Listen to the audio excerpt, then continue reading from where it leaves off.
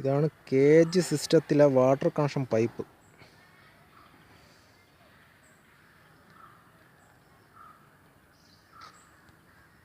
ഇത് കൂടിൻ്റെ അകത്തൂടെ നേരെ അങ്ങ് പോയിട്ട് കണ്ടില്ലേ, ഇങ്ങനെ ഒരു PVC പൈപ്പ് മാതിരി ഇങ്ങനെ ചെയ്തിട്ടുണ്ട്. ഇവിടെ നമ്മൾ 5 ലിറ്ററിൻ്റെ ടാങ്ക് കണക്ട് ചെയ്യും.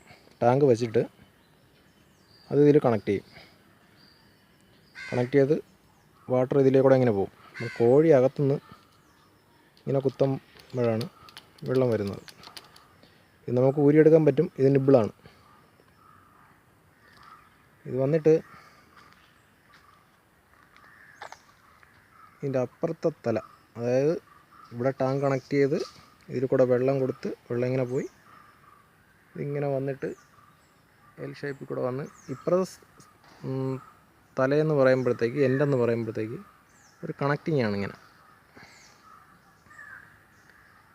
ഇതിവിടെ കൊടുക്കാൻ കാര്യം എന്ന് പറഞ്ഞാൽ, അഥവാ ഇതിൽ വെള്ളം തീർന്നു പോയി നമ്മൾ രണ്ടാമത് വെള്ളം ഫില്ല് ചെയ്യുമ്പോഴത്തേക്ക് ഇത് എയർ ആയിരിക്കും കംപ്ലീറ്റ്. എയർ ആകുമ്പോഴത്തേക്ക് നമ്മളറിയത്തില്ല, ഇതിൽ ടാങ്കിൽ വെള്ളം കാണും, പക്ഷേ വെള്ളം ഇതിൽ കൂടെ പോകത്തില്ല. കാര്യം എന്താ, പൈപ്പിൽ എയർ നിൽക്കുന്നതുകൊണ്ട്. അപ്പം നമ്മൾ തുറന്നു കൊടുക്കണം. തുറന്നു കൊടുത്ത് വെള്ളം വന്നാലേ, ഇങ്ങനെ തുറന്നു കൊടുക്കുമ്പോൾ വെള്ളം ഇതിൽ കൂടെ വന്നിട്ട് അടച്ചു കഴിഞ്ഞാൽ പൈപ്പിൽ കംപ്ലീറ്റ് ഫില്ലാവും. എന്നിട്ട് കോഴി കൊത്തിയാലേ ഇത് വരത്തുള്ളൂ. ഇതാണ് ഇതിൻ്റെ പ്രധാന കാര്യം. അല്ലാതെ ഇത് വാട്ടറിന് വേറെ ഒന്നും കണക്ട് ചെയ്യാനോ വേറെ കാര്യങ്ങളൊന്നുമില്ല. പിന്നെ ഇത് എത്ര കൂട് ഇതിനും കൂടെ ചേർന്ന് വയ്ക്കുന്നോ അത്രയ്ക്ക് നമുക്ക് PVC പൈപ്പ് ഇങ്ങനെ കണക്ട് ചെയ്ത് നിബിൾ അടിച്ചു കൊടുത്താൽ മതി.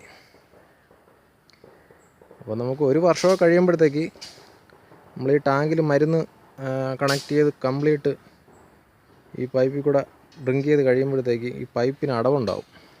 അപ്പം നമ്മൾ കോഴിയെ കൊടുത്തതിന് ശേഷം നമ്മൾ ഒന്നും കൂടി ഈ ടാങ്കിൽ ബ്ലീച്ചിങ് പൗഡറോ ഒരു ഫുള്ള് കലക്കി പൈപ്പിൽ കംപ്ലീറ്റ് ആയിട്ട് ഫില്ല് ചെയ്ത് നിർത്തിയിരുന്ന് ഒരു 3 ദിവസം കഴിയുമ്പോൾ തുറന്ന് കളഞ്ഞു കഴിഞ്ഞാൽ, തുറന്ന് നേരെ നമ്മൾ പഴയതുപോലെ ടാങ്ക് ഫില്ല് ചെയ്തിട്ട് ഒരു 3 ദിവസം കഴിഞ്ഞിട്ട് ഇതങ്ങ് തുറന്നു കഴിഞ്ഞാൽ ഫുള്ള് അഴുക്കും അങ്ങ് പോകുന്നതായിരിക്കും.